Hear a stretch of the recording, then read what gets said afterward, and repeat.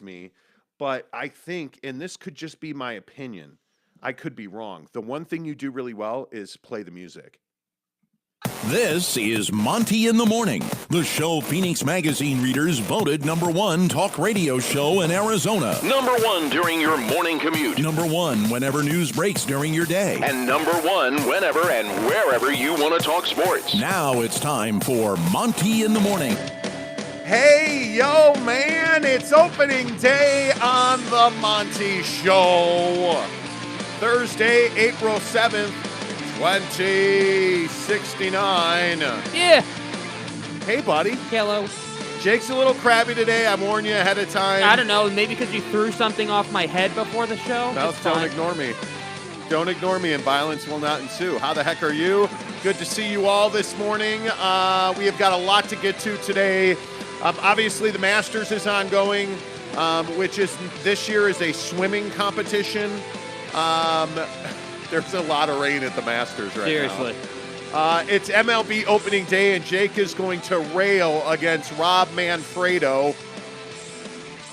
Do you know what Fredo's a reference to? I'm not going to answer that question. Oh, my goodness. He The does Godfather. not know that Fredo is. Who's Fredo? I don't know. He's Michael's brother. Okay. Michael, I know you did it, Fredo. Okay. I know it was you. Mm-hmm. Anyway, so we'll talk about baseball, Rob Manfred. And today is National Burrito Day. Let's go, baby. Oh, my God. So how many burritos are we going to have today? 2. We're gonna order breakfast burritos here in a minute, which is easier than buying a car. Avi. And yeah, we'll probably have Chipotle later. You know what I'm saying? Like, yeah, today is National Burrito Day. And National Beer Day and National Don't Clean the House Day. So basically, it's, hey, National Sit on the Couch, eat a burrito, watch baseball, and watch the Masters Day. Sounds perfect. to me. Drinking a beer without cleaning anything up. Yeah. Today is a good day to call in sick. Yeah. Like, it's been a crappy week at the Yelpatory. I mean, it just be what it do, man. You know what I'm saying? Anyway, we'll get to all that after you hit subscribe because we are giving away a PS5. PS5 power. PlayStation 5 coming up for you. All you got to do is hit subscribe. And once we get to 5,000 subs, we're going to give it away. And currently, young Jake, I don't know if you realize this, It's young Jock. I'm sorry. Young jerk. We are meteorically rising towards 5,000. We're almost at 3,800 now. So hit subscribe, then immediately scroll down and shop our affiliate links in the descriptions below. All kinds of stuff from, the vitamins we take, the protein bars we like, the energy drinks, the zero sugar energy drinks, the single greatest shaker cup cleaning tool for your sink. It's a must-have. By the way, congratulations on 1,000 followers on Instagram. Yes, how You about crossed that? the line. How about that? Not one of you greedy Fs followed me on Instagram. But somehow I got to 1,000 yesterday, and all that really means is I can put links to our videos on my Instagram posts. Yeah. Which I'm really excited about. By the way, if you don't follow me on Instagram, The Monty Show, MONTY, The Monty Show, is how you find me on Instagram. There is a video of Jake ignoring me and how it ends poorly for him because he was I'm going to get medieval on your ass. Moon this morning. All right, let's talk about the NBA. Utah Jazz basketball. Okay, they won last night. All right, let's move on to Kevin Durant against the Knicks. Good win for the Jazz last night. They handled their business. How nice was it? And maybe this is just me, and I know that we've kind of been through the ringer with the Jazz this year, but how nice was it to get a laugher? Yeah. It was a blowout. It was an easy win, Jake, and I think it's exactly what the NBA gods ordered. It was nice to go to bed with 10 minutes left and not feel like, oh, they're going to lose this game. They're going to lose this game and the world's going to burn to the ground. It was nice not to worry about that last night. Yeah, So, I think the thing with the Jazz right now is it needs to be as drama-free as possible. Yes. Because I think the thing that we continue to see with this ball club is that we all know that there's issues of chemistry in the locker room, and we get it, right? It's been a rough season. But we need to stop having players-only meetings. We need to stop talking about Donovan passing to Rudy, and Quinn Snyder needs to stop denying that that's an issue. And we just need to embrace where the ball club is right now and just do your level best to do your level best. Do what's got to be done. And I think if the Jazz just put all that aside and play basketball, they're still a fairly good team. Yeah. Are they the Nets or the Suns? No. Are they an elite team? No. But they're a team that's capable of beating Dallas in round one of the playoffs, and that is your goal right now. Get to round one of the playoffs healthy, Yes, with everybody available, and let's see what happens. Make shots, play some defense, and who knows? yes. That's where this Jazz team is. I just don't understand why this particular incarnation of the Utah Jazz seems to embrace so much drama. Yeah, I don't know. I think it's a cultural thing with the team. I think that I mean, everybody on the team deserves blame for the drama. I mean, it just is what it is. I think a lot of people want to make the case that they don't have a true leader. They don't have this. They don't have that. And the truth is, it takes 15, 16 guys on your roster to get the job done and have good culture in the locker room. And I think these guys are young men. Like, honestly, these are not people who are 50 somethings. You know what I mean? Some of these guys are not at their peak maturity levels. And so the point just is that, with Rudy and Don and that whole relationship, whether, they just got to get it together and be professionals. I mean, it just is what it is. I mean, that's what you're asked to do. I mean, again, let's approach this conversation from the simplest form possible, which is you play a kid's game for millions of dollars a year. I mean, you're literally getting paid $41 million, $28 million, like millions of dollars to play a kid's game. And I think that sometimes we forget that. We take it so seriously that we forget just how simple the task is that they're being asked to do. With that said, it is professional sports, so you have responsibility. You have an impact on the community. So all of this to say that they just need to grow up a little bit and be professionals. Again, you don't have to like each other. Don't have to like each other. No one's asking you to play Warzone outside of the NBA together. No one's asking you to hang out together. But what we are asking you to do is run a good pick and roll. What we are asking you to do is, throw it to Rudy when Rudy's got Jordan Poole under the basket, literally sealed, and he has no chance of defending that play. We are asking you to do that. So that's what I'm going to be looking for in the playoffs, honestly. I'm going to be looking for Don to make the right basketball play. Take your pride out of it and make the right play. Whether that's throwing it to Rudy under the basket, whether that's throwing it to Rudy for an easy lob, like those high percentage looks you saw a lot last night. And this is something I think is really important to note. When you get laughers like last night, where it's OKC and none of the mainstays play really outside of Rudy and Bogey, as far as starters are concerned, you've got Mike, you've got Don, they're out last night. Like, you've got a bunch of guys out. When all the young guys are playing, Rudy gets a lot of lobs. Rudy gets a lot of attention. And that's what I think needs to happen as far as the starting group is concerned. When he's open in certain situations, you got to feed him, because those are, what is that, probably another 10 points a game just on like some lobs and some passes under the basket. And who the hell knows what that'll do for your fortunes in the playoffs. So I just hope that they can get on the same page, play good basketball, and give it their best effort. And whether you lose in the first round, you lose in the second round, at least you can say, hey, we did our best, and it just is what it is. You said something there that makes you a scumbag. I know.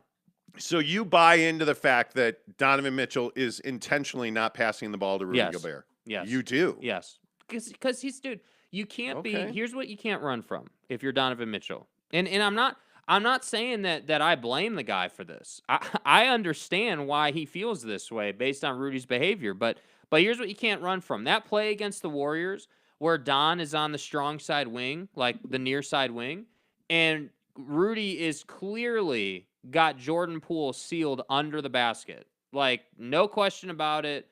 Should have thrown it to him, chose not to throw it to him. You can't run from that. I don't care if you're looking to your left. You're a basketball player. You can't tell me, dude, don't sit here and say that he didn't see Rudy Gobert on that play.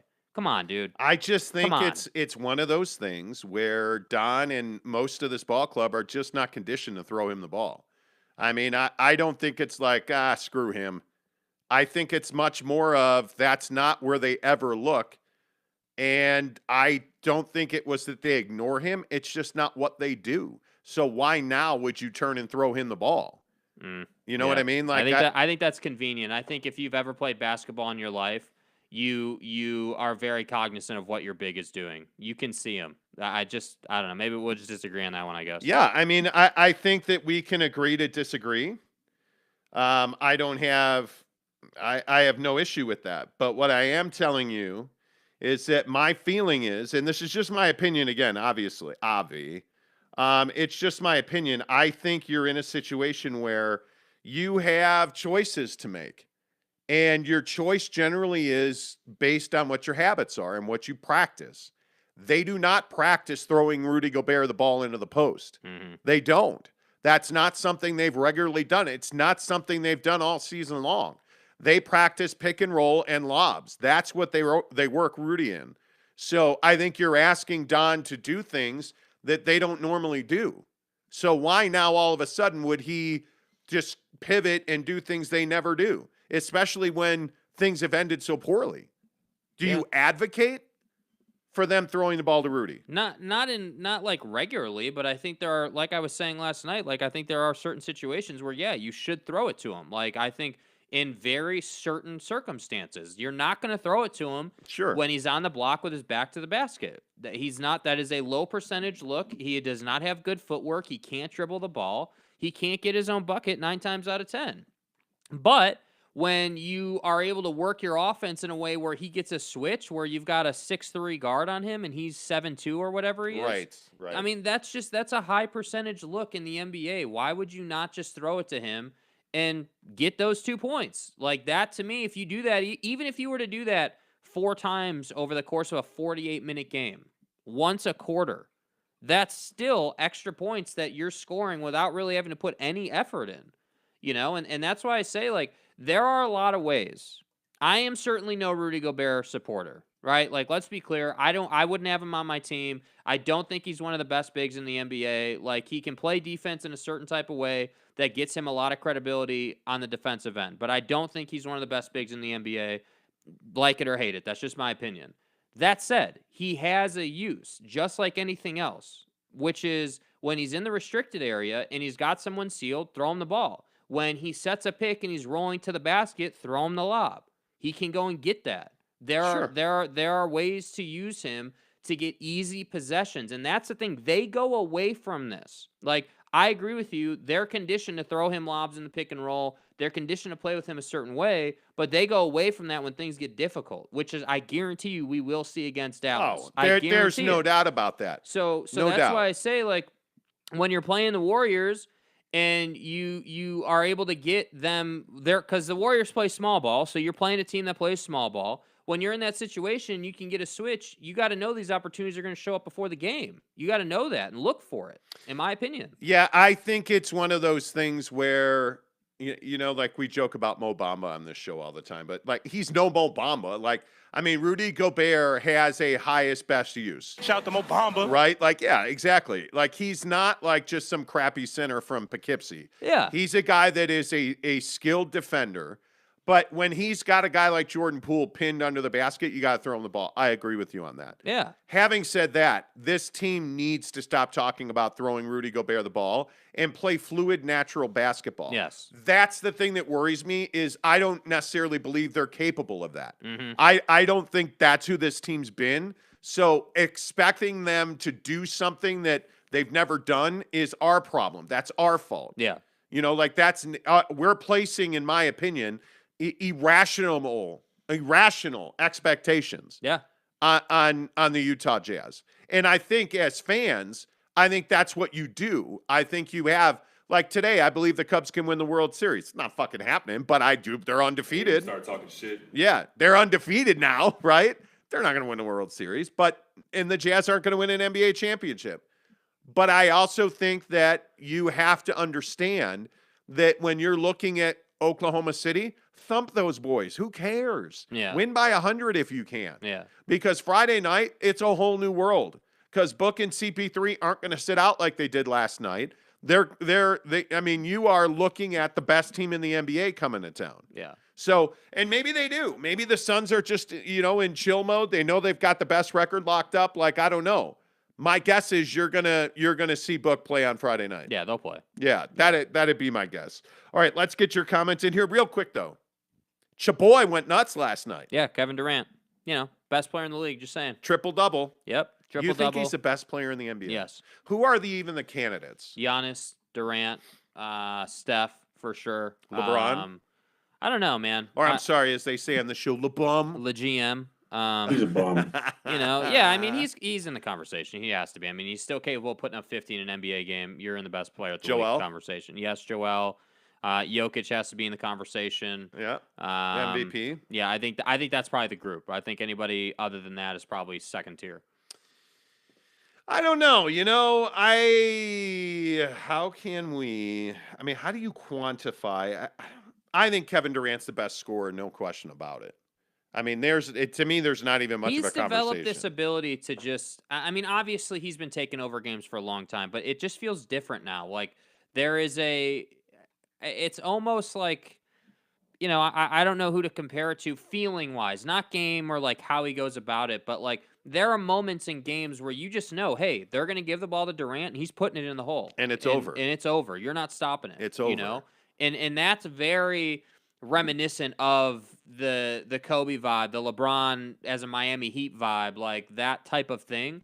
That's what it reminds me of. And Giannis has the three now. He's got the mid range, but I don't know. Giannis in the Kevin most Durant is crucial better moments, than Giannis. in the most crucial moments, Giannis is still a guy who's going to drive to the basket to get fouled to get his. Where Kevin Durant can get you from anywhere at any time. And I think that's what kind of puts him over the edge. But again, I've been a Kevin Durant guy since forever ago, so I'm probably biased. I don't think you're being biased. I think Kevin Durant's a better player than Giannis Antetokounmpo right now. Yeah. I just think that Giannis is probably at his ceiling offensively, and that's a pretty high ceiling. But I look at Kevin Durant, he evolves every possession. Yeah. There is something that you see him add to the bag. He's become a much more consistent free throw shooter, in my opinion. Him talking about that shot last year in the playoffs with his toe on the line. I don't know if you saw that. Mm-hmm. He was on a podcast yesterday. I only saw a couple of clips of it. But he was talking about how he knew the moment he stepped down the line. Like he knew it had happened when he let the ball go. And to me, when you can feel the game that way, I think that's what makes the very best elite. Yeah. They have just an inert feel for the game, a natural ability to understand time and space. And I just think that Kevin Durant is the best scorer. I think he's the best scorer in the history of the NBA. Yeah. I think he is. I'm waiting for the absolute clutch moment. I think when it is Kevin Durant versus everybody else and he comes through. Yeah. I'm waiting for the Michael Jordan moment. Yeah. Because I do think that he is on the verge of being a better player than LeBron was in his prime. Mm-hmm. If Kevin Durant wins another championship, LeBron has 4. LeBron has 3, I believe. I think he's got 2 No, in LA was 4. LA was his 4th. LA was his 4th. You're right. Yes, because he's got 2 in Miami, 1 in Cleveland, 1 in LA. My bad. 4. He's got 4. If Kevin Durant wins 4, and then I think he could get there. I think I have no doubt that Kevin Durant can win 3 or 4 more titles in his career. Yeah. It's a matter of, who is he relying on? Does he have to rely on Kyrie Irving? Well, if that's the case, he's in trouble. If Kyrie's always going to be his running mate, and if Kyrie embraces that role like he did with LeBron in Cleveland, okay, we're in a different conversation now. I mean, I think they like playing together for sure, and I think that Kyrie, it kind of feels like they finally started to find their groove in their relationship on the floor. Yeah, it does. And I think that I don't know how to feel about that because I feel like my opinion is they could get to the finals. I'm not so sure they could win the finals with their current team, especially with the question mark that is Ben Simmons. But I do think that Kevin and Kyrie could do some damage in the postseason. But why do you – I don't know. That's an interesting statement. I mean, Kevin Durant's got 2 rings right now. Mm-hmm. And if he's got 2 now, I have no doubt he can win a minimum of 2 more. Mm-hmm. And I would think 3. because at some point this Brooklyn team's going to put it together. Yeah. They're going to spend the money. They're going to put it together. Yes. And I think if they had, it's not Ben Simmons, it's guys like Joe Harris. Yeah. If you had Joe Harris, if you had depth, because Claxton's coming along nicely. For absolutely he is. But, Blake Griffin's a very limited player at this point in his career. And I don't think, that you have a whole lot off the bench. And by the way, Kevin's only 33 years old. Yeah. So he's probably got 5-6 more years left in the league. Yeah. He's got to win now. I think he's got 5-6 years left at this level, and then he can play for, I think he's got to win. He's got to win this year or next year. He won't. I doubt he wins a championship this year. Yeah. I just don't see that. It would be special if he did. Yeah, I don't see that happening. But I think that I think Kevin Durant and the Nets will. I feel really good that next year all this garbage is going to be over. The Harden stuff, the Kyrie COVID stuff. I mean, I think their hill is so steep to climb because they're in the play-in tournament. Right. And they're not the home team in the play-in tournament right now, mind you. They're going to play that play-in game on the road. Yeah. It's a difficult road to hoe when you got to play that extra game. And then if you lose that game, you got to play 3 games minimum. It's asking a lot. Yeah. And then to be, the 7th and 8th seed, you're probably going to play, Milwaukee. You're going to wind up running into Milwaukee again. And which I hope. I mean, that was a great series, and I think that Kevin Durant's got unfinished business, And I think the Nets are better than Milwaukee right now. I know that's crazy, and a lot of people call me crazy, but I'm telling you, it'll just be interesting to see how that all plays out. But all of that to say, Kevin Durant's only 33 years old, so he's got time. If he wins a couple of more rings, and obviously if LeBron picks up another one, I think Kevin Durant is very, very capable of being the best player of this generation. Yeah. I think he is very capable of being a better player than LeBron James. Now, I think there's so much talent coming behind those two guys, but guys like Devin Booker and Donovan Mitchell are not in their generation. They're the next generation. Yeah. Next. You look KD is KD, LeBron, Steph, Kyrie, that cut of guy is what we're talking about. And I think there's no doubt Kevin Durant's better than Steph Curry. Yeah. I think he's the best player in the NBA right now. I think he's the most gifted scorer we've ever seen. It's him and LeBron. Yeah. It's those two, and that's it. There's nobody else. It's an interesting conversation. I think there's no doubt about that. All right. Let's see who's in this morning. Edgar Garcia, what's up, my man? Snuka, where you been? Good to see you, Snuka. The blind sportsman said good dub by the Jazz, even though it was OKC. Stop with that. Like, we do this every day on this show. Yeah. Even though. Just take out they the even gotta win. though. Like, what's the issue? Good dub by the Jazz last night. Period. That's it. Clarkson is figuring out how to pass. The Jazz hopefully are not so reliant on the 3, and baseball's back. Yay. Yes. He says in parentheses, overpaid babies. Funky Orient says hi. Erica Schultz says good morning. Rudy Sanchez says, morning, fellas. The Jazz took care of business like they should have. Exactly. Funky says 2 games left. Jazz either face Golden State or Dallas. It's going to be Dallas. There's no doubt it's going to be Dallas. Cody Strickland says, morning, guys. Mesh says, good morning, young gentlemen. Mesh, good to see you. Edgar Garcia says, Rob Manfred equals a freaking chump bucket Astro toy that gets banged on. Okay, I like it. That's an Astros cheating reference. Right. Forrest G says, morning, Neville 93, what's up? He said, I went to the game last night and the bench did great. That was a relief. Yeah, exactly. Giggity, what's up? Can't wait to go to the Suns Jazz game tomorrow. Oh, you're going to be in Salt Lake City. Okay, good. Absolutely good. Go to Beto's for a burrito. Luisito Diaz says, this Jordan Clarkson we need in the playoffs. Somebody can feed the ball. Yeah, I mean, that's something where you can caveat it by saying it was Oklahoma City. Mm-hmm. What has Jordan Clarkson become against the Suns? What has Jordan Clarkson become against Dallas? Because when you're playing for nothing against OKC, you're going to play a lot more freedom. Yeah, it's easy to just run around and score. Yeah. Forrest G says, Dunford Donuts must deliver to Daddy Gobert when he has a smaller man sealed under the basket. No excuses. Look. Daddy? So he was saying Donford Donuts. Donovan. My bad. Sorry.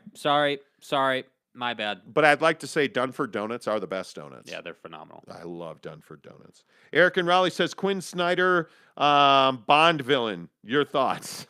Wow. He is gaunt. Am I the only one who thinks Quinn Snyder needs to eat some fettuccine? Yeah, he needs some carbs in his life. My man needs some pasta. Edgar says Durant can take over anywhere, anytime until his toe says, hold my beer. Yes. Yeah, it's true. Exactly. I mean, you know. Truth. Yeah. Yeah, I don't disagree with that at all. I mean, you ain't wrong. What you want me to say to that? Yeah, George Mashkia. Uh-huh. You're just going to be George. It's my opinion, and I think Kevin Durant in 2014 was the MIP. Most improved player. Okay. Scott Howard says, my issue with KD is his injuries, though. Well, but has he had a ton of injuries? I mean, yeah. What do you mean? Like, he's had a couple of catastrophic injuries. I mean, obviously, the broken foot was a problem. The Achilles was a problem. And he's had some maintenance after those injuries. But I think Kevin's been, for long stretches of his career, he's been durable. The guy's played a hell of a lot of basketball. Yeah. Dude, so, I mean, yes. I think I wouldn't say he's injury He's prone. not injury prone, dude. I mean, he tore his Achilles. Like, Yeah. So does that mean that because Klay Thompson tore his Achilles and then tore his ACL, then tore his Achilles, that Klay Thompson's injury prone? No, Klay Thompson's been one of the most durable players in the league. Yeah. I mean, I think we need to be careful who we label injury prone when they have one major injury. Yeah. And Garcia says, morning, yo. What's up, N?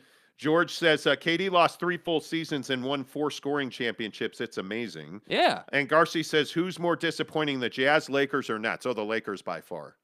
The Jazz are not disappointing. I just had this conversation the other day. Like, the Jazz are not disappointing. They are who we thought they were. Yeah. We talked about them being a bottom of the Western Conference And everyone team. said, oh, you're casuals. You're just haters. And you're an idiot. You're haters. And You're casual. Yeah, hey, you're know. a jerk. Come on. They're not disappointing. I mean, this is who we thought they were. Yeah. So, at least not to us, The Lakers are the most disappointing team in the NBA. There's no doubt. I don't think the Nets are disappointing at all. I think they've been through the grinder. And I think depending on what they do in the postseason, they could be one of the most inspirational stories of the year. Jeremy Bolton, what's up? Michael Burton says, I'd take KD over LeBron because I can see that killer sniper in KD and will play when not 100%. LeBron needs to be 95 before he'll suit up. Dude, he's taken a beating over this. I disagree with it. He's taken a beating over this. I think LeBron plays hurt on a regular basis. I think when you're in his position, why would you be forcing your way back into the lineup? I mean, you don't have a lot of years left on that motor. Yeah. And he wants to play with his son. I wouldn't be forcing my way back either. You're not going to win a championship with that team. Yeah. You're not. So I have no problem with him not playing. If he's done for the year, I have no problem. Yeah. And maybe his tweet on April 1st was legit. Maybe. I don't know. eBay the Sofa Surfer says Jazz are back, baby. Yeah, maybe. Stopped at Beto's last night when I got into town, Giggity says. Okay. My dude. All right. Order them up. Let's go. Fine. Let's go. go. You guys are forcing me to do things now that, I wasn't planning on doing, but now I'm doing. It just is what it is. Yep. Scott Howard says, house shooting arrows and Whiteside talking a fair amount of trash. Good to see them having fun or act like you've been there. What's your opinion? I've never liked talking shit to OKC. And like Bogey waving goodbye to the crowd in Houston. Really? That's the worst team in the NBA. The OKC is one of the worst teams in the NBA. Hassan Whiteside in particular does this all the time. I've never understood it. Like, why? Like, who are you flexing on? By the way, OKC doesn't have anybody that weighs over 100 pounds on the roster. Let's not flex on them after we dunk. Like, are you kidding me? Yeah, I think when you're a role player, it's your job to bring energy, and that's what those guys think they have to do. But I've never been a big fan of the whole shooting arrow thing or like flexing on dude. Like the other night, who were they playing? Hassan dunks one time and they're down like 20. I mean, it just was. And he's flexing. It's like, dude, get the hell out of here, man. You're getting your ass beat by this team and you're like flexing. Like, come on, dude. You have to do it at the right time, you know? Totally agree. And Garcia says, in number 2. Okay.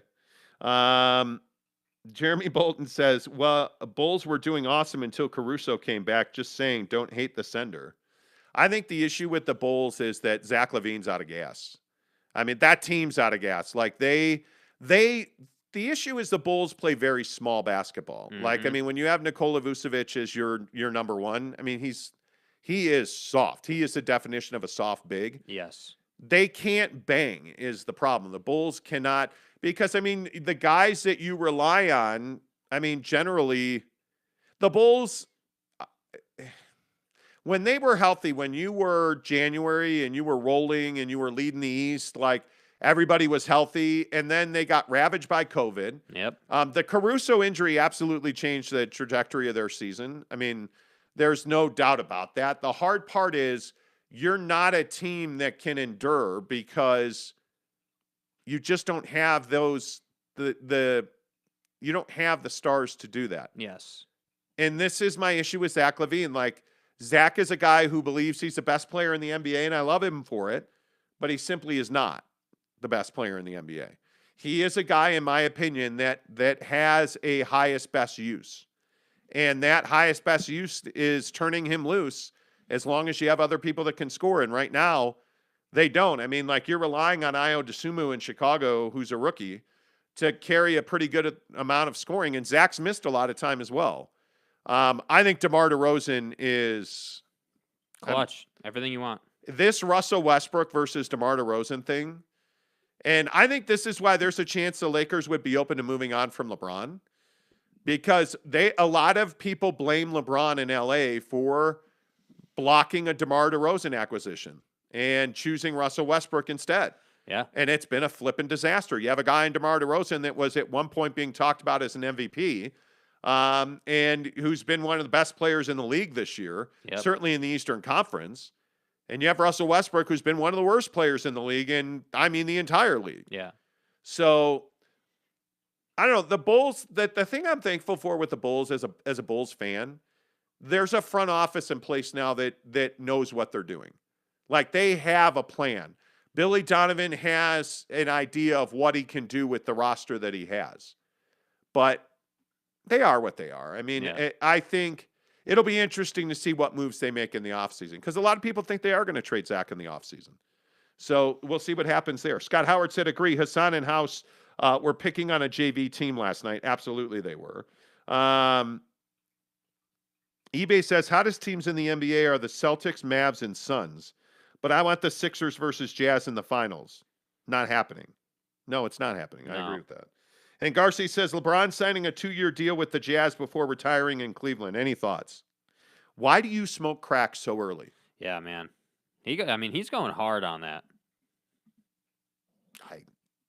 No thoughts. Michael Burton says, SGA and Giddey will make OKC a better team. I love Giddey's game. Yeah. I do. He's fun to watch.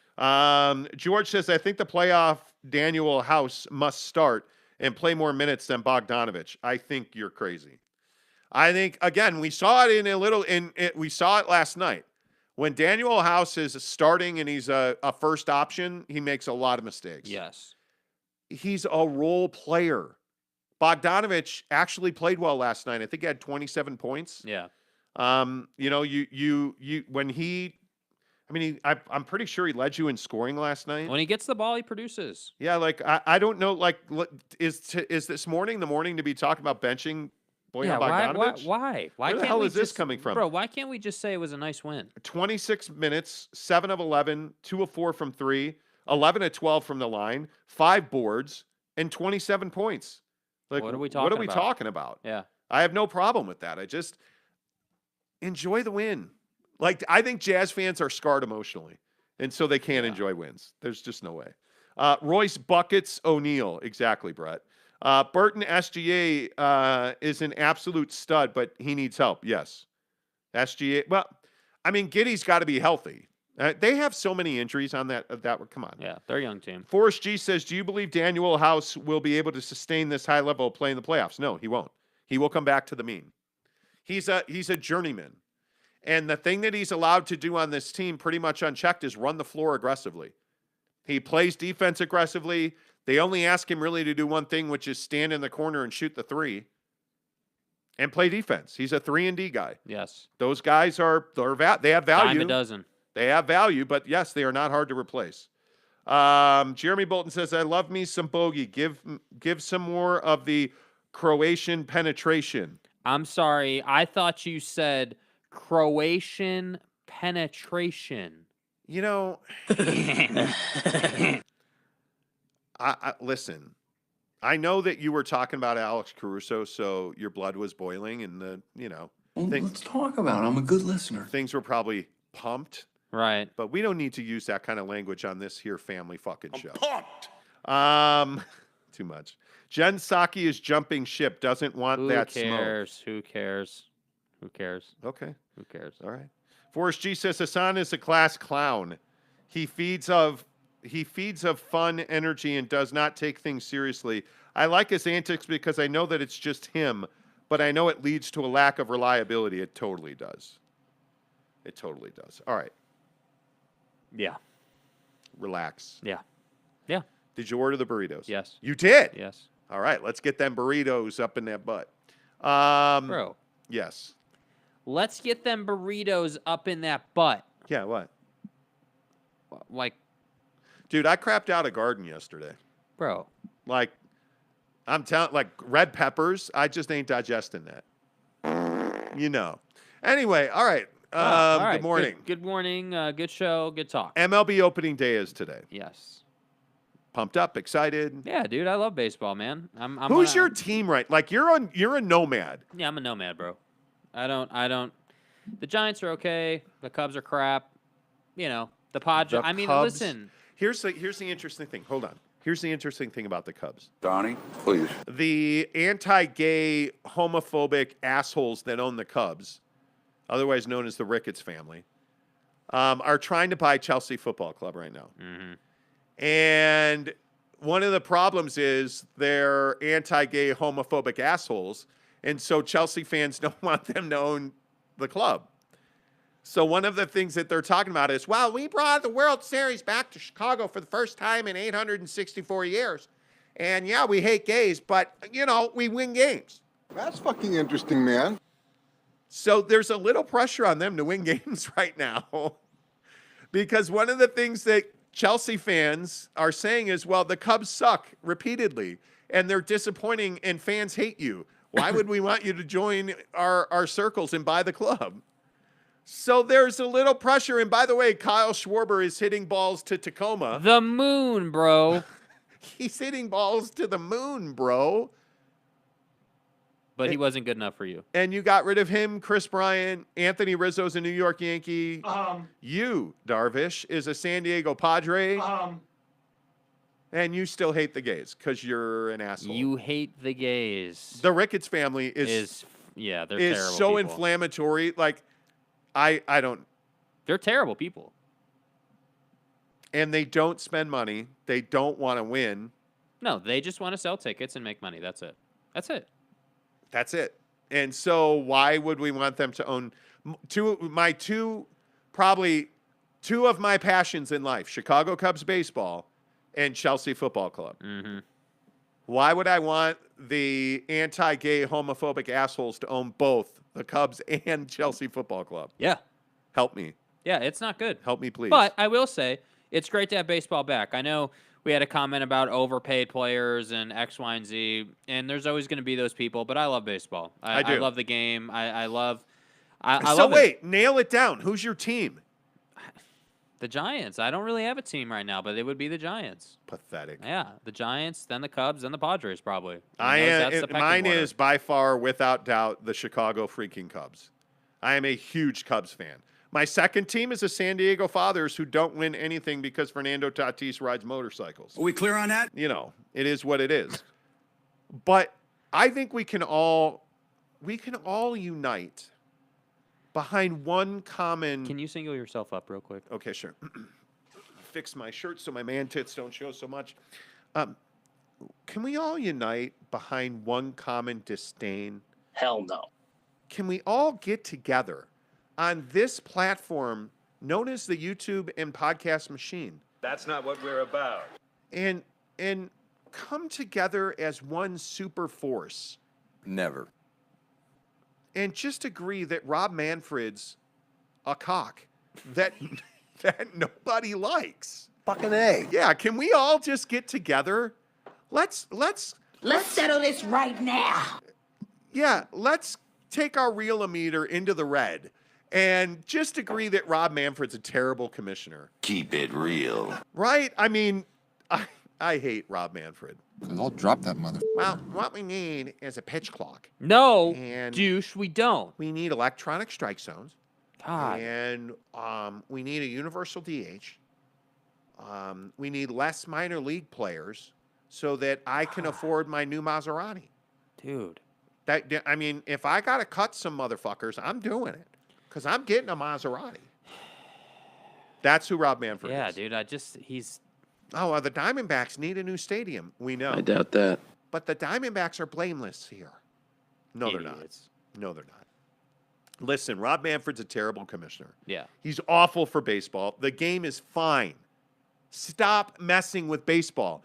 Oh, it takes too long. Okay, go watch Maury Povich. I don't care. I don't Right? give a bit. Yes, I don't. Go vote for Dr. Oz, that whack job who's running for Congress. Go do that. Don't watch baseball. Oh, there's too much time in between pitches. Okay. I mean, how about, well, let's at least agree on this. If you think there's too much time between pitches, you can fuck off. Right? We agree on that. Here, take it. See ya. Peace. Like, okay, enjoy croquet and bridge. Don't forget, hey, you can always learn how to play bridge. You know, Yeah. Yes. you don't need baseball. No. Cribbage? Okay, cribbage? Okay. Well, I know you have a big, important Wordle game coming up, so you don't have time to watch, 35, 40 seconds between pitches. Well said. Wordle. Anyway, it is what it is. Hey, what is the Boise State announcement going to be today? NIL deal, going independent, what? Your mom. They're changing their turf from blue to brown. That's the announcement. Tanner Plummer says, Jake, as a casual Rockies fan, you should become a Rockies fan. No, I'm good. I'm good. How? I'm good. How? Tanner says, my guess is that Boise is going to the AAC at Casey Finlinson. And Garcia says, at Plummer, we should have kept Ersan Ilyasova, in my opinion. Hey guys. Nah. I'm sorry. Wait. You got nacho cheese now. Oh wait, do you need to single yourself up again for this? Did we just bring up the name Ersan Ilyasova as your mom? Did we really? Yeah. What happened to Juanacho Belgrande? I mean, he played last night. Anyway, the point is, by the way, is today one of the best days in sports? First of all, You have the Masters. today's one of the best days to call out sick. A First tradition unlike any other. of all, unlike any other, where we're gonna bang a Perkins waitress on the 18th hole. Much like the Ricketts family who hate the gays and are homophobic. Think that's HIPAA? The Masters happens every year. You can count on it. Much like you can count on the... No, I'll stop. Just so you can go to Pound Town. Much like you can count on Tiger Woods banging porn stars. It's the Masters. By the way, real quick, Jim Nance is old. Mm-hmm. This is going around now. And I'm not saying... Well, I am going to say. You are. I set trends in this world. Right. Fashion, food. I want to thank me. I want to thank me for believing in me. Yeah. I want to thank me for doing all this hard work. Yep, me. I want to thank me for having no Me? days off. I want to thank me for starting this trend of Jim Nance is senile and can't call big moments in sports anymore. The Kansas City Jayhawks. Me? Like, they win the championship the other night, and he's like, oh, my God. Yeah, Patrick Mahomes with the game winner. One shining minute and stuff. Donnie, please. Only on CBS. Oh, wait, TBS. That's what it felt like with Jim Nance. Oh, hey. Like he's just turned into Harry. Hey. Tony. Hey, Tony Romo. Oh, I mean, whatever your name is. He just, and like, they kept having to correct him. Oh, all right, here comes Kevin Johnson into the game. No, that's John Stevenson. Yeah, that motherfucker too. You know, like, and Yes. there was one moment where I think UNC called a timeout, and he's like, "Oh, they've called a foul." And the guy's like, "No, Jim, they called a timeout." Whatever. Oh, what? Like Jim Nance turned into Harry Carey right before our eyes. Yes. A tradition unlike any other. I don't know. I don't know that Jim Nance can still do the job, in all seriousness. But to his credit, college basketball is difficult and not exactly in his wheelhouse. Like, are you serious? Jim Nance has called the Final Four for years, but bro. but he's much more of a football golf guy. To you. Yeah. Because he's a football golf guy. See, your generation pisses me off. You have these glorious pube froze, and you That's don't every day. watch any TV. You're like, oh, well, I don't watch the NCAA Like tournament. how we just skipped right over pube froze. I don't like the NCAA tournament, so I don't know You're that the Jim same Nance. guy who said that he didn't want to watch college basketball. Well, this year college basketball sucked. Frankly, BYU and Utah were awful.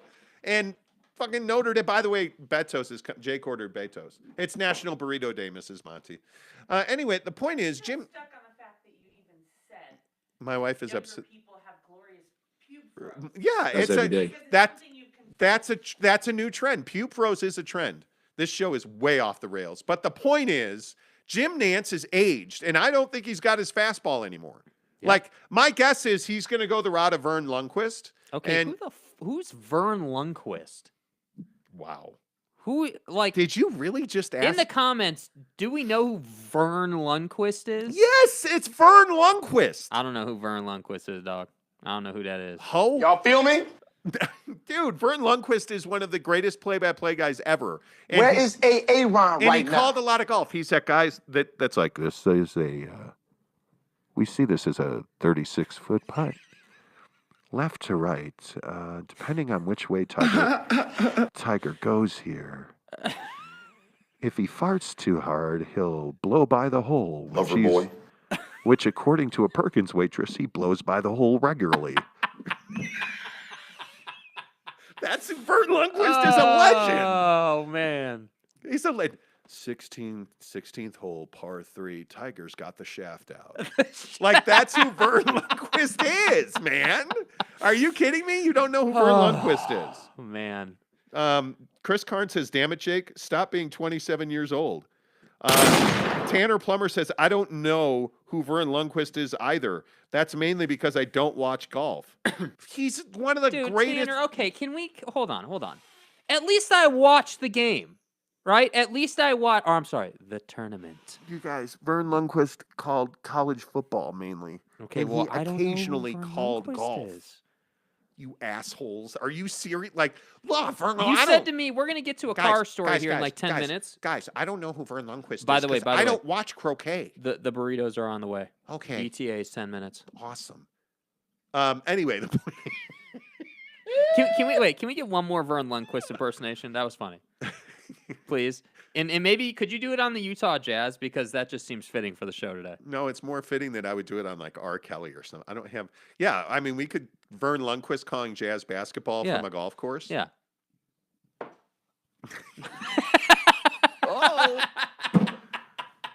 Here comes Donovan No D Mitchell. Kicks to the corner to Royce Buckets O'Bench, who won't shoot the ball. Oh, it's an air ball. Hey, look at that. Rudy Gobert won't get the basketball. He pinned a Perkins waitress on the, I don't know. In the restricted area. But Vern Lundquist is one of the best play-by-play guys in the history of college football. I'm sure I've heard his voice. I just don't know the name. When did Vern call college football? I might remember. You guys are you serious? Okay. God Here we go. almighty. See, I'm not alone on this one. I think you're alone on this one, bro. No, I'm not. I think you're alone on this one. No, dude. I'm not. Yeah. He's only 81 years old. Vern Lundquist, like last year, he called college football. He was the voice of the SEC on CBS. Okay. Let me help us out here. On CBS. Let me get the old YouTube machine out. On CBS. Vern Memorable calls while calling a college football game on CBS between the Florida Gators and the unranked South Carolina Cox. Okay. Like- Augusta National and the Masters is a thing of beauty. Yeah. Then Masters broadcasts throughout the years on CBS have not only Okay, left that's its not Vern Lundquist. No, that's Jimmy Roberts. He called the PGA Championship last year. Here we go. This should be it. This is Tiger putting. Okay. There it is. A win for the ages. That's Jim Nance. That's it. Well, dude, this is under Lundquist. I know that's Jim Nance. Do you guys see what I have to live with? He called golf last. Go to Phil Mickelson 2021 PGA Championship. And Okay. the bunker shot has to come up. Phil Mickelson, 2021 2021. PGA Championship. How do you dickheads not know who Vern Lundquist is? This is unbelievable. on the 18th. Yes. Okay, here we go. Are you serious right now? It's a bunker shot. Yeah, right here. I think this is it. Yes.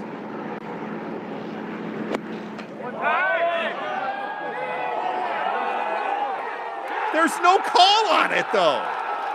This is the highlight. Get the... It's the PGA official account. What do you want from me? I give up. I'm working here. Just I'm Vern Lundquist play-by-play. Will you just do Vern Lundquist? Yeah, Vern Lundquist. Vern Yeah, I know how to spell Vern, Lund. dickhead. I know how to spell Vern. Thanks. Lundquist. There he is, right there, Okay. fat old man. Blitz. Screen pass. Yeldon.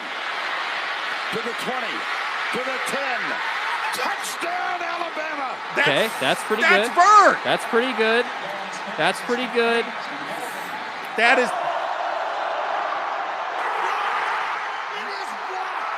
Okay. Okay, we're going to basketball here. 3 to go. Denham Brown for 3. No good. By George, the dream is alive. Vern Lundquist. There you go. There's Vern. Vern Lundquist. Is there any golf? His golf shit is amazing. Let me see. Vern Lundquist. I can't believe you guys don't know who Vern Lundquist is. I am stunned, even for your level of incompetence of never having seen Jaws or The Godfather, that you don't know who Vern Lundquist is. Age roll call of Monty's fans. I'm the big 5-0. I'm 49. Jeremy Bolton says, just hit the big 4-2. After hearing his voice, all the memorable calls are coming back to my memory, Tanner Plummer says. Okay. Hold it. Hold it. Hang on. Start this Hold again. it. That's Hold Vern. it. Hold it. No. That wasn't a great example. Yeah, the song in the background. I'm trying to find we're some past examples it now. here. We're past it now. It's fine. It's fine. It's not easy to find stuff. Dude. Jim Nance is losing his fastball. Yeah. Like, if you listen to... I'll give you credit. Vern is good. Vern is good. I know Vern's good. Yeah, I'll give you credit. Vern Lundquist is very good. Yeah. He's on the 16th. Let's go to the 16th with Vern Lundquist. All right, here's Rory McIlroy, who breaks up with women over text. Is he doing the Masters this year? Much like Jake Montemayor. What a dick. Is he doing the Masters this year? I don't think he is. It's on ESPN. He broke up with you over text message? Yeah, you jerk. All right, so yes, Happy Gilmore. Happy Gilmore. Yes, that was from Happy Gilmore. Thank you. Tanner Plummer says I'm 12 going on 25. Hey. Remember when we all thought that Tanner Plummer was 25? You're 28. Mm-hmm. I'm 49. Chris Hey, guys. Karn's 50. Mm-hmm. Tanner's 25. How old is everybody else who's watching? All right. So today's a great day in sports. That's Yeah. where before Yes. you derailed the show with your Vern Sorry, Lundquist I didn't know stupidity. who Vern Lundquist was. That's where we went on this show. Is that and there's my Ring doorbell. That's not the burritos. That's not the burritos, unfortunately. But today's a great day in sports. Today's one of those days with opening day in baseball, the Masters opening round. I think it has to be up there with the opening round of the NCAA tournament. I don't think it's up there with, like, New Year's 6 bowl games. But today's a pretty darn good day, I think, right? Yeah, I think as far as, events in sports, because events and best days in sports are two different things. Events, yeah, the opening day of the Masters is not the same thing as Super Bowl or whatever, like a championship game 7 or like that's two different things. Yeah. But I think As far as best days in sports, yeah, I think opening. First of all, I think the hole-in-one competition yesterday was awesome. That was finally we got a hole-in-one. Yeah, like the was par fun. 3. It's the par 3. God, I know that I'm a sinner. I know that I have a dirty butthole, but please, God. It's the fucking vernal equinox. Can you please give Jake any sports knowledge at all? No. Oh, it's that hole-in-one competition down there in that Georgia golf course. It's called the par 3 competition at the Masters. Is Vern the voice of sports gods? The par 3 contest at the Masters, mother. Augusta, Georgia. Like, it's the par 3, man. It's not the hole-in-one competition. What are you talking about? That motherfucker don't miss, man. Well, what's the Godfather? Like, you mean Godfather's Pizza, right? Tostinos? How have you... Anyway. All right. Cody Strickland says, I'm 31. Fat Jesus is 53. And Garci says 40-something. Talking with Raphael podcast. Shout out to Mo Bamba. 34. Shout out to Mo Bamba. Casey Finlinson says 40. Snuka's 31. I love it. Brett Robbins says, I used to watch a shitload of women's tennis. I'm for real. Oh, that ground stroke was amazing. Wow. Anyway, I can't even impersonate a guy calling women's tennis. No, we're good. All right, here's my impersonation of Vernon Lundquist calling women's tennis. Daddy. That was me, like, sleeping. Anyway, women's tennis is boring. That was a boring tennis. Okay. What? The Jeep. The Jeep. Oh shit! I've been avoiding the Jeep.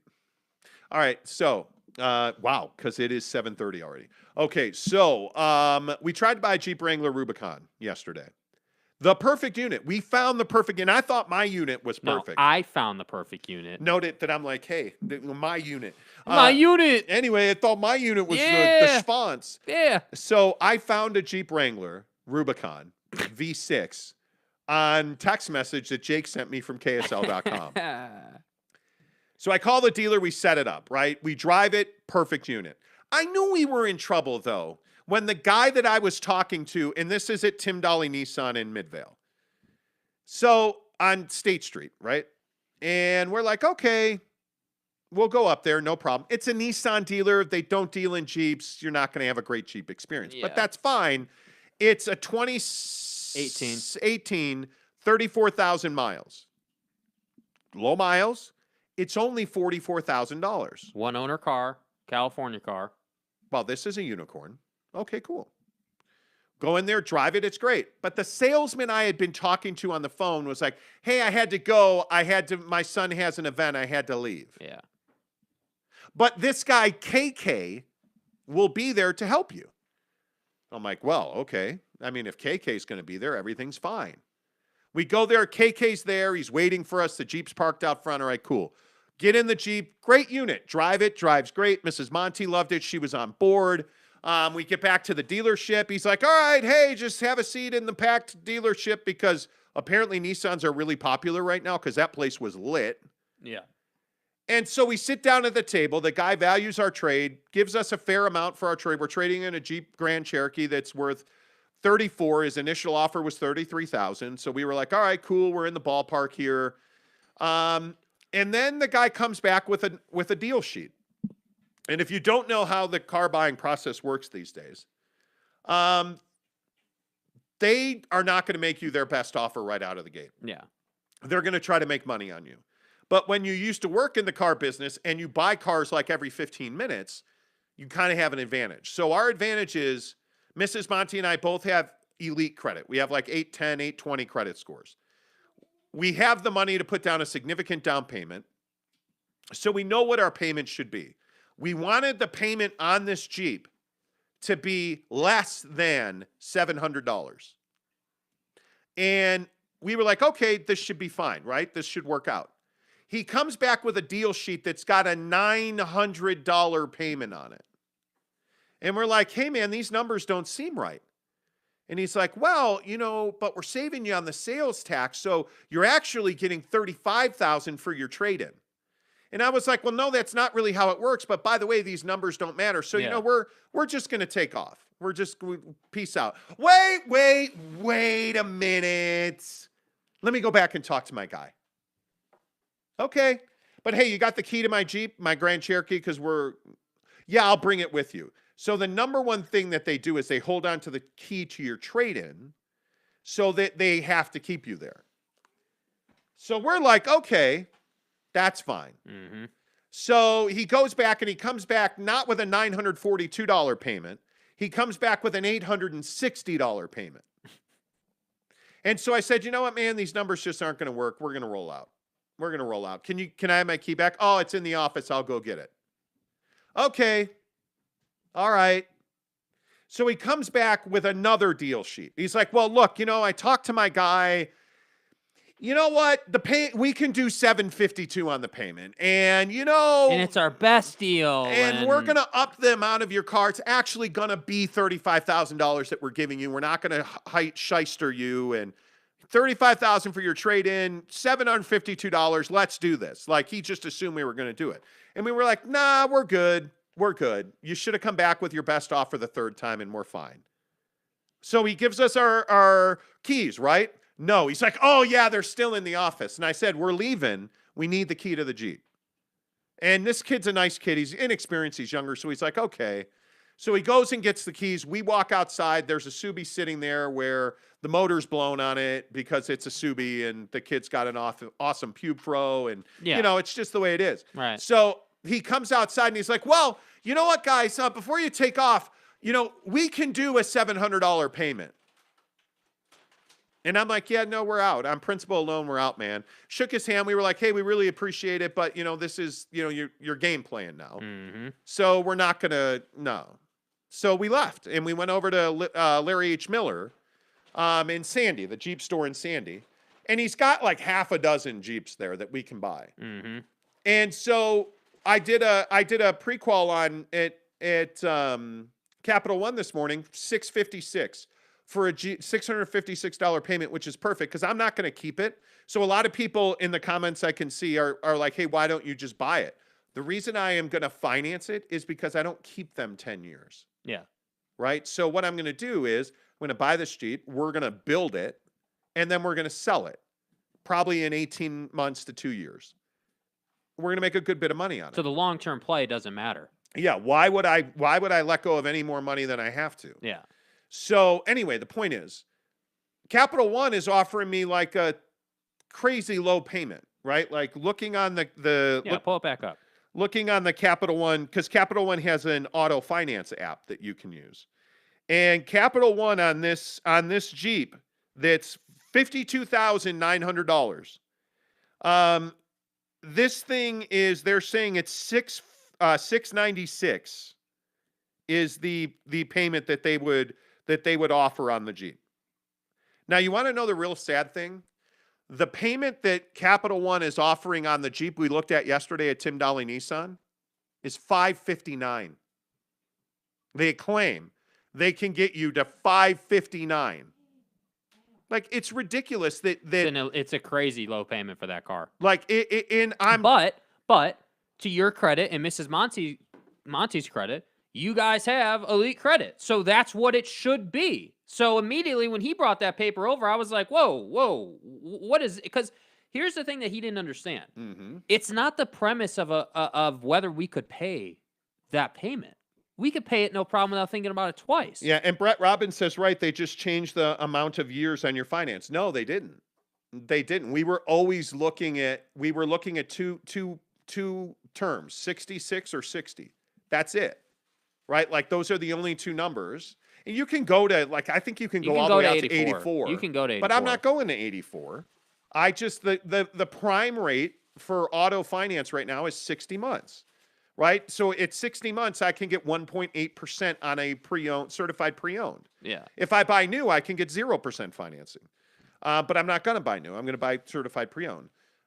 So I can get on a 60-month deal. On a 66-month deal, I can get 2.6%. Yeah. Right? And this guy's like, well, when you have good credit, whether you're 700 or 800, it's 4 to 5%. And it's like, no, dude, it's No, not. it's not. It's not, bro. No, and that's when I was like, all right, you like, with all due respect, man, you don't know what you're doing. And Rocco, Rocco, welcome to the show, but your comment got filtered. So the question Rocco was asking is, how do you go about the conversation? The way that I buy cars very simply is I go in there knowing what it should be. I know what that Jeep is worth. I know all the Jeeps on the market. But I think even before that, when you go in to buy a car, the mindset has to be that you don't need to do it. Right? Like that. Oh, hey, yeah. I don't, but it needs to be said. It shouldn't just be assumed. Yeah. I think people go in there and they're like, oh, I got to do this. Well, no, when we were driving to the dealership, I think we even talked about that. Yeah. And then I said in the dealership, just follow me because we're going to get up and walk out if this deal isn't exactly what it should be the second time around. Yeah. So I go in there knowing the competition. I went in there knowing that he was probably $7,000 under value on that thing for whatever reason. Why they don't have it priced at $51,000, I don't know, but that should have been a win for us, right? So I'm going in there with a number in mind. I'm not going to haggle with him over the price he's offering me. All I really care about is how much you're giving me for my car and how much my payment's going to be. That's all I care about, because those two numbers, that what you're giving me for my trade-in will generally really impact my payment and how much I'm going to have to bring to the table, how much cash I have to put down. And I want to put down as little as I can because, again, you're just going to lend me the car for 18 to 24 months. Yeah. And I'm going to make payment during that time, right? But my payment, I'm probably only going to put $10,000 into that, the financing on that. That's it. Like in total that I own it. Yeah. So all I care about is what are you giving me for my trade? And what is my payment going to be? Yeah. I almost even don't care what the car is worth as long as it's listed for a reasonable number that I'm okay with. Because right now the Jeep market's ridiculous. Like it is. The car market is ridiculous. It is, overall, but in the Jeep particular, market is pretty. The Jeep Wrangler is, I still think, is the number one resale value in the world. Yeah. On a used unit. Yes. Jeep Wrangler holds its value better than just about any other unit. Yeah. So you knew you were going to be, but it just made no sense. This deal should have happened. Yeah. I should have a Rubicon sitting in my garage right now. Right now. And Tim Dahle Nissan didn't want to sell a car last night. Yeah. It's remarkable that you sent your sales guy back 4 times. When we told you, I think we told him when he got up the first time, we said, come back with your best offer, man, because we're ready to go. We're not here to, I specifically said to him, we're not here to play around. We're ready to do this right now. Let's get it done. Come back with your best. And he didn't do it. Yeah. And I don't understand it. I simply do not understand it. It did. And so I'm going to wind up going from Tim Dahle Nissan to buying a car at LHM Jeep in Sandy. And you know what the nice thing was? I walked into the Jeep store last night in Sandy, and I said, I cannot do this now. My wife is in the car, and we were all starving, frankly. So we were going to go get some dinner. And I said, I cannot do this now, but I'm going to come in here. And I said to the guy, I'm going to come in here tomorrow at 5 o'clock, and I'm going to buy one of your Jeeps. This is what I'm looking for. And I said to him, I need a Rubicon bone stock V6. He goes, oh, I don't have any of those new, but I've got like 5 certifieds on that.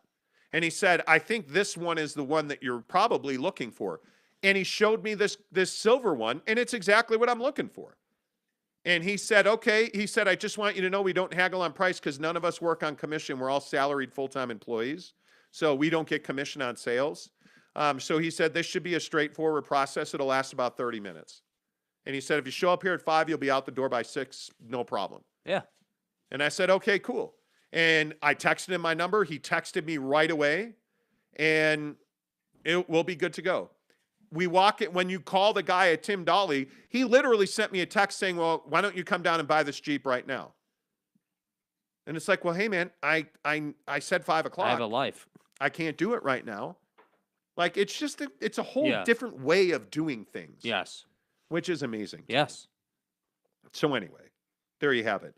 LHM used cars in Murray, worst car buying experience. Velocity and Doug Smith are the least pushy, Jackson Graham says. And Garcia says, I got a decent trade-in value on my deals, but I was immediately upside down on the new car. Well, that's what you can't do. Yeah. So my wife hates buying cars. Hates it. Like when I bought my Audi, I have an SQ5. I am I think I'm $1,000 to the good. I'm close to break even. Let's call it break even. I'm break even on my Audi right now, and I've just now had it a year. Last Friday was 1 year that I've owned my Audi. Mm-hmm. We got $5,000 over value on my Toyota Tacoma that I traded in. So I'm doing that deal all day long. Any deal that you do on a car, you should not raise how much money you're putting out to own that car. That's my rule. If I can buy a new car every year, let's say, every 2 years is usually what I do. I'm not going to do it unless it does not raise my output. It's that simple. I'm a car guy. I like German. I like performance. Yeah. So that's $40,000-$50,000. There's levels to it, though. Like, I think it's unrealistic to say, hey, I'm not going to do a deal that raises my payment. But also, if you're someone who's going from the first car you bought and you want to get into, like, German, let's say, because now you can afford it, I think that's, it's situational, So, like, it is. I think I think the premise of it is you got to do your homework before you go and buy a car. Like, you can't just walk in there, be like, oh yeah, I want this car, and not understand like how much it should be priced at, what the competition is at. Like, you got to know. But that's why you have to do, like, I knew what that payment should have been on that Jeep, and I pretty much nailed that. And then we did the Capital One Navigator, and it put the payment right where we thought it should be. Yeah.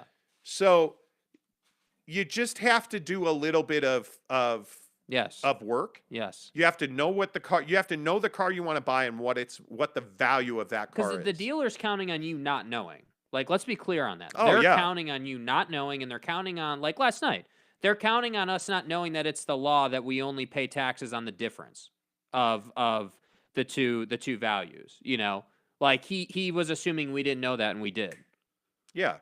My dog is dragging his surgically repaired butt on the carpet. Jeremy Bolton says, can you get a better deal if you're going to pay straight cash for it, though? This is a philosophical thing. Yes. The answer is no. Usually their price is their price. The issue on price usually comes down to what that car dealership paid for that car. So, again, a Jeep that was in far, far less shape, not as good a unit as the one we saw yesterday. That one $48,000. $48,000. Body damage. Wow. Britt, your dog just completely destroyed our camera shot. Like, our dog just ran his cone of shame. Not like a major, just tilted a little bit. Like, there, good. Okay, there you go. Good, thanks. That'll do fine. Our shot's all screwed up, but it is what it is. Anyway, the point is, only on this show does that happen, where the dog who's wearing a cone of shame runs into a tripod holding our camera. Okay. Anyway, the point is, they were way upside down. They paid far too much in trade-in value for that Jeep. So the Jeep was probably worth 41, 42. On the open market, it was probably worth 47.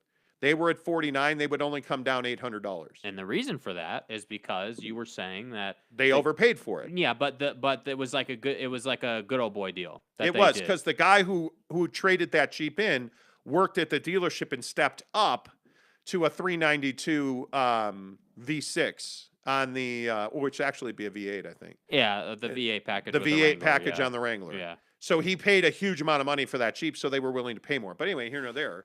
You got to know what the Jeep you're buying, the car you're buying, you got to know what it's worth. I would almost always tell you not to pay cash. You should be able to do better with the money in your bank account than just lump sum buying cash. Yeah. I'm somebody who believes in leveraging debt. The other thing you have to remember is this is a project for us. It's 100% a tax write-off buying this Wrangler. Yeah. It's going to be a big content creator for our YouTube channel. We're going to have a playlist just for building the Jeep, and we're going to take it on trips to create content and all this stuff. So it's 100% a tax write-off. There is no reason on God's green earth I would pay cash for that. I can, frankly, I could. I have the money, but I'm not going to do that. Yeah. Because I can use my cash further, and I don't want to just hand it over to them. Why would I do that? Yeah. But take my advice on this, please. If you are somebody like in Garci's situation, or here's what I'm telling you. Do not be car poor. Do not be house poor. Okay? Do not overextend because you believe that you're going to reach the brass ring. Do not do that. Right now in this country, we are at a tipping point between renting and owning. And I'm telling you, for the first time in a very long time, there's a lot of value in renting right now. A lot. Because if you're going to get in over your head on a mortgage and you're going to be house poor, you're not going to be happy. You're not. If you're going to get in upside down on a car that you're never going to be right side up on, and what that means is if you're always going to owe more than the car is going to be worth, imagine just the amount of money you're paying in gap insurance on that car. So gap insurance covers the span between what you owe and what the car is actually worth. Mm-hmm. So if you total a car and you have gap insurance and it's worth $5 and you owe $20, it's going to cover that $15 difference. So it's very unwise to get yourself upside down on real estate or an automobile. Don't do it, please. Yeah. But I think what you're going to see is we're going to create a video on this on the YouTube channel. We're going to do a lot of content on this Jeep. But this car buying experience is one that you should learn from because the car buying business is full of sharks in the water right now. Graham says, I work for a DMS provider. I know the dark side of the dealership world. Yeah, I would agree you do. And no, to answer your question directly, Jeremy Bolton, you're not going to get a better deal because you pay cash. You're not. Yeah. There's less haggling because you're just trading monthly costs for upfront costs. I mean, Yeah. that's pretty much what it is. Like, it's not a better deal for you to pay cash. they'll treat you almost better. ever. They will treat you better. Yep. I think. But yeah, Rep Robin says they give you the least price if you think you're going to finance because they hit you with fees. Just get the best price and then pay cash. Brett, I'm telling you, that's not the way to go. You have to understand the game you're playing. Too many people walk into a car dealership and don't understand the parameters. They don't understand the rules of the game. yeah. Okay? They're not dictating to you. You are dictating to them. They need you. You don't need them. Yeah. Right? I can get a Jeep. That's not the question. I can get a Rubicon V6 at 5 different dealerships in this state right now today. I can get one in Hartford, Connecticut next week. The issue is they're going to do it on my terms or I'm not going to do it. It's very simple. Yes. And when you understand what a car payment should be, it would have been very easy to sign that deal and do a $900 car payment. I could have done that. But why would I do that? Yeah. I'm not going to do that. I know what it should be. So you just have to go in knowing what you're doing. And philosophically, hey, man, if you want to pay cash for it, knock yourself out. I'm telling you, I would not do that. Snuka says homework for adults. Correct. And Garcia says, probably because I made the deals while she was away on vacation. Yeah, don't buy cars without your wife's consent. Yeah. Trust me, it never goes well. Last question then. We are looking to order a new car. Have to wait 8 to 10 months. Do the dealers still have to pay any dealer fees, etc. for that? They do. Correct. When you order a car, it's not very different than if it was sitting there. It just means that you're on a, like, if you buy a Ferrari or a Lambo new, you always have to order it. And the deal structure really should not change. You're going to put a deposit on that car. And the issue with ordering a car, and I know a guy who went through this with a new Corvette. The value of the Corvette went up during his order window. So he ordered the car. We know a girl who was a Mustang buyer, a girl that bought a Track Pack 350. Yeah. Ordered it, and when it came into the dealer, the guy who had, she didn't order the car. A guy had ordered the car. When it came in, he could no longer afford it because the price had gone up significantly, because demand had gone up significantly. Supply was low. They called this girl that we knew, who was a Mustang collector, and they said, hey, we have this 350. Do you want it? She walked in and bought it. Financed it. But she bought it, and she got the car that she had been looking for. That's the way the car game works. Because when you order a car, you're going to put a deposit down. Yeah. And there's some variability in it because you're not signing a purchase contract just to order the car. So the price can change, which is why dealerships will take a deposit, but they won't have you sign a purchase agreement on it. Yep. So it's an interesting give and take. Thanks so much for the advice on the car, fellas. Lesson learned. Do my homework and understand the game. Appreciate it. My new car. I'm a new car buying noob. Yeah. Yeah, totally we're going to fine. make a video on buying the Jeep. So I would highly encourage you to watch that video because like we'll make sure we keep the deal sheet. We'll explain all that. Yeah. Yeah, we'll get that done for you. Absolutely. But speaking of deal sheet, we got to go.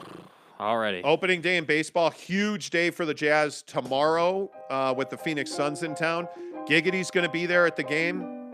Got to think the Jazz are going to win that game just to spite Giggity. Yeah. That'd be my guess. I ordered both my cars last year. I got a PhD in car buying before I ever walked in the dealership. My man. Exactly what you should do, Chris Karn said. All right.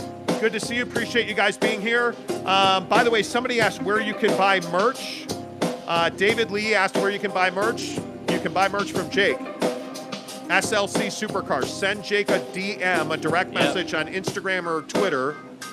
SLC Supercars. SLC Supercars. Until tomorrow, say goodbye, Jake. Goodbye, Jake.